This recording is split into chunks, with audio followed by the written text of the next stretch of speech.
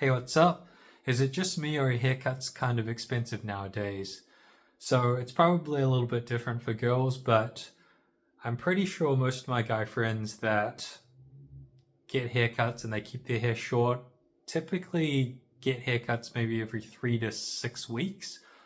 I was sitting around the 3 to 5 weeks range when I would keep my hair short.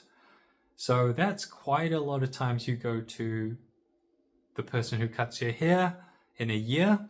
And so if you're able to save the money there, you're able to save quite a bit of money because currently for my to the place that I go, it's around 40 New Zealand dollars. It might be a little bit higher now, but that's a lot of savings. If you think about it like every 4 weeks, then 4 weeks in a year, let's have a look. 52 divided by 4, it's 13 times 40, it's $520.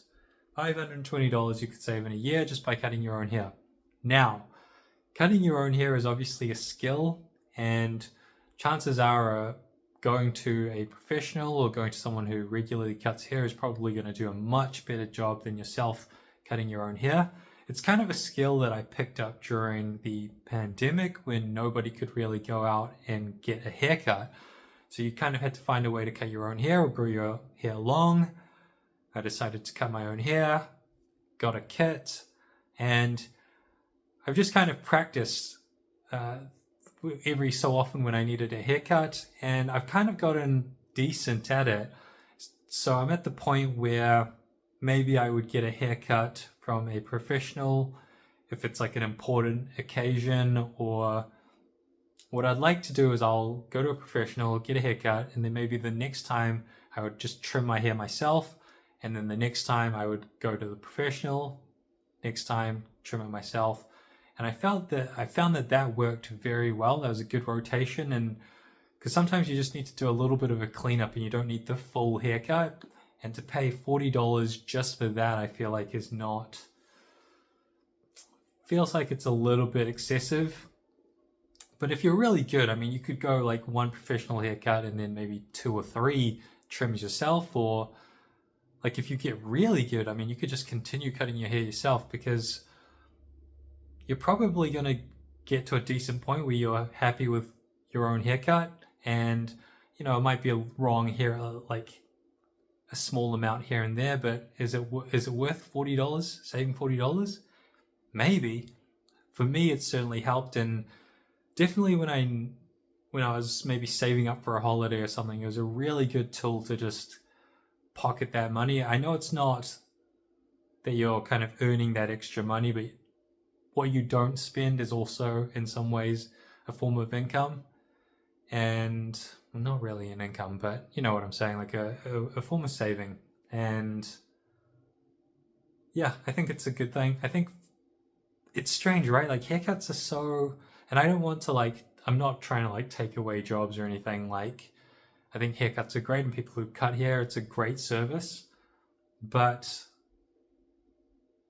yeah, I mean, if you're so inclined, if you find the skill, it's such an easy one as well. Like if everyone learned how to just cut hair in school, then people could just cut each other's hair, and it wouldn't even really be a service unless you needed something extra like dyeing your hair or coloring your hair or something like really special. But if it's just like a cut, then I feel like most people are pretty good with configure their way around scissors. If people actually had trimmers and kind of got used to the feel of it, you've got the guards as well, so you can kind of change the level of how much you cut, which makes it easier as well. It's really not that difficult in my opinion. Certainly for a basic cut anyways. But yeah, my tip for people who are trying to save money, who don't mind cutting their own hair, I recommend it.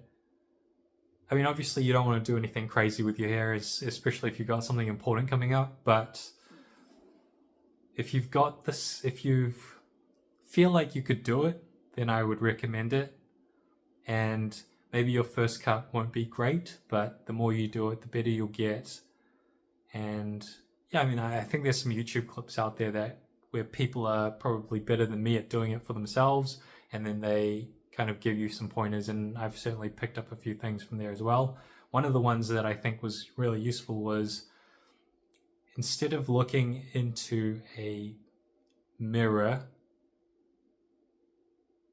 a big mirror into a small mirror to see the back of your head, look into a small mirror into a big mirror to see the back of your head. I thought that was a really good tip.